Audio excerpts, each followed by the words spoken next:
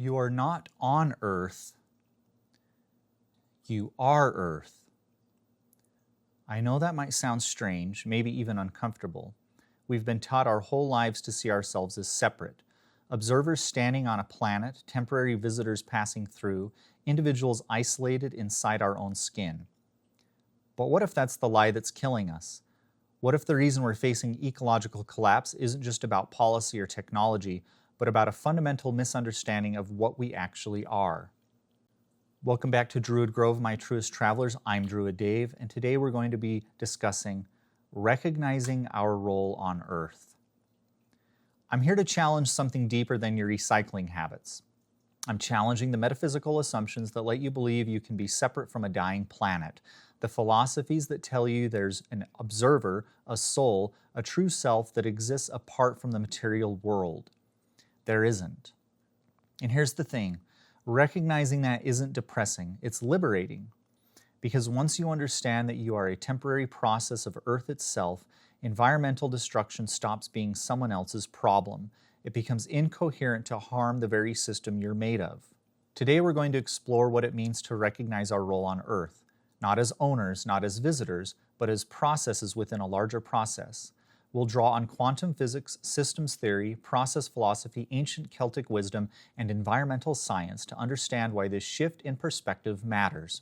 But let me be clear. The philosophy is just a tool, a way to break through the ideologies and religious dogmas that keep people apathetic while ecological disaster looms. The real work, the only work that matters, is healing the planet, restoring soil, planting trees, filtering water, and regenerating life. So let's begin by making the continuity visceral. Let's feel what it means to be Earth. Part 1. The material truth. You are Earth. The water in your cells right now, it cycled through rivers before it entered your body. It fell as rain. It evaporated from oceans. It passed through countless other organisms, plants, animals, humans long dead. The same water molecules that hydrate your brain might have flowed through a prehistoric fern or pooled in a glacial lake 10,000 years ago. This isn't poetry. This is thermodynamics. This is the water cycle. This is material fact. The iron in your blood, the iron that carries oxygen to every cell in your body, was forged in the heart of a dying star billions of years ago. When that star exploded in a supernova, it scattered iron across space. That iron became part of the dust cloud that formed our solar system. It became part of Earth. It became part of plants. Animals ate those plants. You ate those animals or plants. And now that stellar iron is moving through your veins. You are literally made of stardust in the most technical, scientific sense possible. The oxygen you're breathing right now, it came from photosynthesis. A tree or phytoplankton or a blade of grass split water molecules using sunlight and released the oxygen as waste. You pulled it into your lungs. Your cells used it to generate energy, and you'll breathe out carbon dioxide that a plant will use to build its body. You are not breathing near a forest. You breathe with the forest. You are part of the same respiratory system. Now let's go deeper. Quantum physics tells us that at the most fundamental level, reality isn't made of tiny solid particles. It's made of quantum fields, dynamic, probabilistic processes. What we call particles are excitations in these fields. They don't have independent, fixed existence. They're relational. They're processual. There is no fundamental substance underlying you. There are only patterns of energy exchange, temporary configurations in quantum fields. You are a process, not a thing. Systems theory confirms this at the biological level. You are not a closed system. You're an open system in constant exchange with your environment. Where does you end and environment begin? Your skin? But your skin is covered in bacteria, more bacterial cells than the human cells. Your gut? But it's full of microorganisms essential to your digestion. The air in your lungs, the food in your stomach. The boundaries we draw are arbitrary, useful for certain purposes, but not ontologically real. You are a temporary pattern of organization maintained through constant flows of matter and energy with the larger Earth system. This is what contemporary science, quantum mechanics, thermodynamics, ecology, systems theory, neuroscience tells us about who we are. We are not discrete, independent beings. We are processes. Temporary coalescence of matter and energy that will dissipate back into the larger flow. Even consciousness, that feeling of being a separate observer, emerges from electrochemical processes in the brain. Neuroscience shows us that the brain activity precedes conscious awareness. The decisions you think you are making were determined by prior causes cascading through neural networks shaped by genetics, environment, and experiences you don't remember. There is no little observer sitting inside your head, separate from the material world. There is only the process observing itself. This is what process philosophy has been saying for over a century. Alfred North Whitehead argued that reality is fundamentally composed of processes and events, not static substances. Becoming is more fundamental than being. What we call objects, including ourselves, are relatively stable patterns in flux. The ancient Greek philosopher Heraclitus said it thousands of years ago. Everything flows. You cannot step in the same river twice. Neither you nor the river are the same from moment to moment. The Celts understood this too, in their own way. They didn't see humans as separate from nature. Their spirituality was of the earth, not above it. They recognized the cycles: birth, growth, death, decay, rebirth. They understood that we participated in these cycles. We don't observe them from outside. There's a beautiful Celtic myth that captures this. The story of 18. She was transformed into a butterfly, then into a drop of water that fell into a cup, was drunk and reborn through another woman. Identity wasn't fixed. The same essence moved through different forms: butterfly, water, human. Always part of the same process of transformation within nature. This is the worldview we've lost, and losing it is killing the planet. Part 2. Why this matters. Breaking the paradigms. Why am I spending time on quantum physics and philosophy when we have ecological collapse to deal with?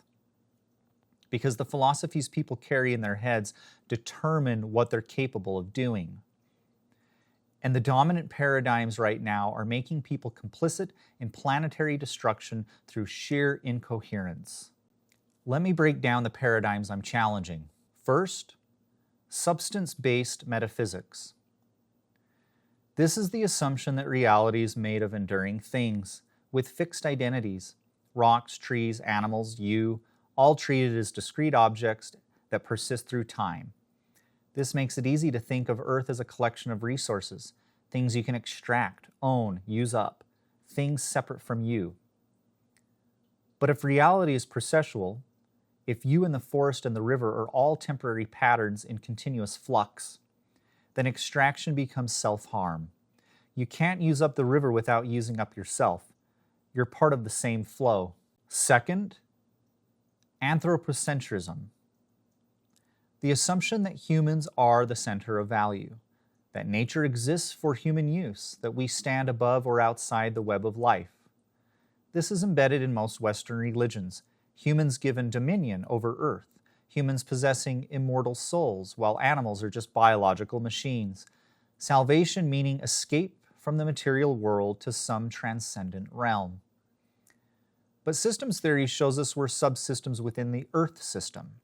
We're not outside looking down, we're inside, dependent on every feedback loop, every nutrient cycle, every ecological process. Anthropocentrism isn't just wrong ethically, it's wrong scientifically. Third, the primacy of individual consciousness. The belief that your individual mind, your subjective experience, your sense of self is the most fundamental reality. This shows up everywhere, from Descartes' "I think, therefore I am," to modern obsessions with personal identity, authenticity, and self-actualization. But neuroscience shows consciousness as an emergent property of physical processes. It arises from brain activity, it doesn't cause it. And those brains are shaped by genetics, environment, culture, factors you didn't choose and can't fully control. The individual is a convenient fiction, a temporary eddy in larger currents.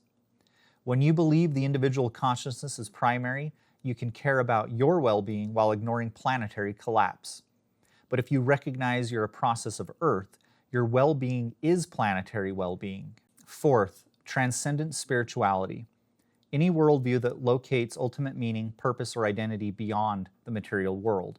Souls departing to afterlives, true selves existing on spiritual planes, cosmic observers outside physical reality. These beliefs are escape hatches. They let people tolerate ecological destruction because this world isn't really what matters. The Earth becomes disposable if your real home is elsewhere. But there is no elsewhere. There is no observer standing outside. There is no soul that survives the dissolution of your body. There is only this process, this planet, this brief coalescence of matter and energy that gets to experience being Earth for a moment before dissipating back into the larger whole. And if that's all there is, if this is it, then it becomes sacred in a way transcendent spirituality can never achieve. Not sacred because some external deity declared it so, sacred because it's all we are and all we have. I know this challenges beliefs people have built their entire lives around. I know it provokes strong reactions, both positive and negative. I see it every time I post. Some people feel threatened by losing their observer status, by giving up the promise of individual immortality, by having to face their material continuity with a dying world. Others feel liberated, released from guilt-based environmentalism into simple recognition. Caring for Earth is caring for yourself, properly understood. It's not sacrifice, it's coherence.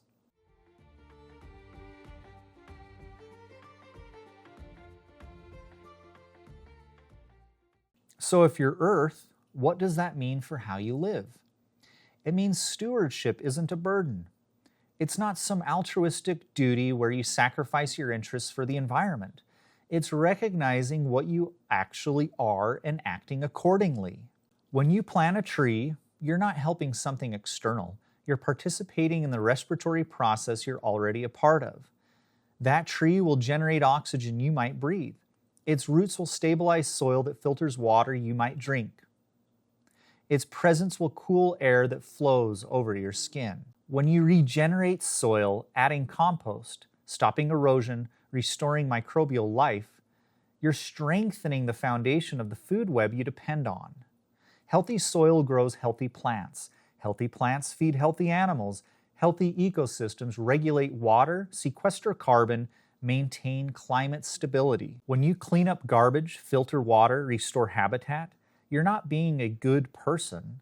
You're being a coherent process.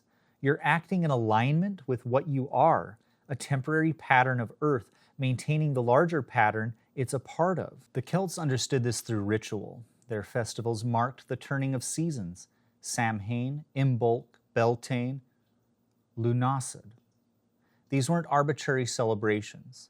They were recognitions of participation in cycles larger than individual lives: planting, growing, harvesting, resting. Birth, life, death, rebirth. Our rituals now are environmental practices. Planting trees is ritual. Regenerating soil is ritual. Cleaning water is ritual. These are acts of earth worship in the most literal sense, recognizing the sacred not as something beyond the world, but as the world itself. And here's what's beautiful. Once you recognize this, apathy becomes impossible. You can't be apathetic about your own health.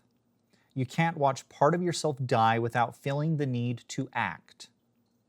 The false ideologies, the ones that separate you from Earth, that promise afterlives or transcendent purpose or individual sovereignty, they enable paralysis. They let you watch forests burn and oceans acidify and species disappear while maintaining psychological distance. But distance is an illusion.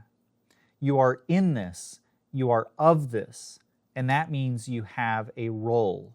not as owner, not as master, not even as caretaker of something external, as a process within a larger process, maintaining the conditions that allow the process to continue.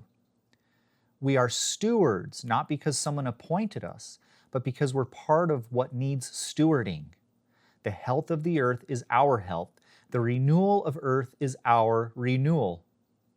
And right now, the earth is sick.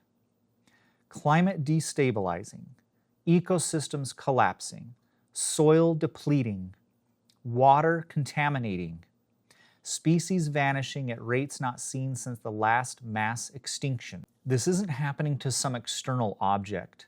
This is happening to the system we are. And if we are processes of Earth, then healing Earth isn't optional. It's the only coherent response to recognizing what we are. So let me bring this home. You are not on Earth, you are Earth. This isn't a metaphor. It's a material fact confirmed by every branch of science that studies what we are and how we relate to the world around us. The philosophy, quantum mechanics, systems theory, process philosophy, thermodynamics, neuroscience, is just the tool that reveals this truth. The Celtic wisdom is the cultural memory that we once knew it.